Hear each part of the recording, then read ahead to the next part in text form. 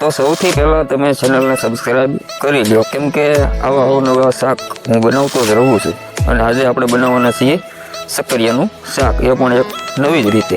તો આપણે ખેતરમાંથી શક્કરિયા લઈ લીધા છે, તેની ઉપરની છાલને આપણે આ રીતે કાઢી લેશું.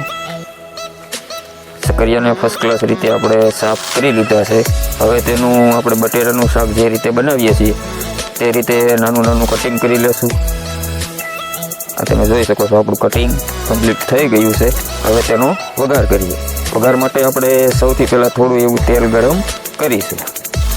તેલ ગરમ થાય એટલે આપણે સીધી તેમાં રાઈ, થોડું એવું જીરું, તેની સાથે થોડી એવી હિંગ અને આપણે મીઠો લીમડો અને તેની સાથે થોડી એવી હળદર, અને પછી આપણે સીધા તેમાં શક્કરિયા આપણે જે કાપીને કમ્પ્લીટ કરીએ છીએ તે આપણે એડ કરી દઈશું.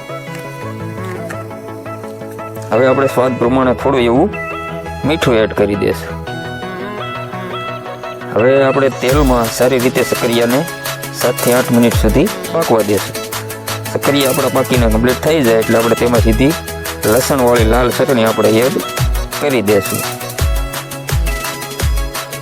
લાલ ચટણી આપણી એડ થઈ જાય એટલે સારી રીતે તેને મિક્સ કરી લેશું. મિક્સ કરીને આપણે થોડું એવું પાણી એડ કરીને આપણે મરચાંને સારી રીતે પાકવા દેશું. હવે મરચાંને આપણે 2 થી 3 મિનિટ સુધી પાકવા દેશું.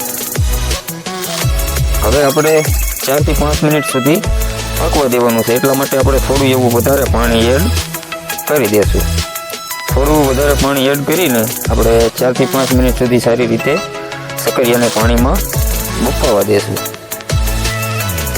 હવે આપણે થોડી વાર માટે આને ઢાંકી દઈશું. તમે જોઈ શકો છો આપણે શક્કરિયાને પાણી થોડું વધારે એડ કરીને સારી રીતે બફાવા દઈશું. સારી રીતે બફાઈને કમ્પ્લીટ થઈ જાય એટલે આપણે થોડી એવી ધાણી અને તેની સાથે થોડું એવું ધાણા જીરું આ બંને એડ કરી દઈશું. તો તમે શક્કરિયાનું શાક કોઈ દિવસ ઘરે બનાવ્યું છે કે નહીં તે કોમેન્ટ કરીને જરૂરથી કહેજો. અને વિડીયો તમને ગમ્યો હોય તો એક લાઇક પણ જરૂરથી કરી દેજો. અને જો ચેનલ પર નવા હો તો ચેનલને સબસ્ક્રાઈબ કરવાનું તો ભૂલતા જ નહીં.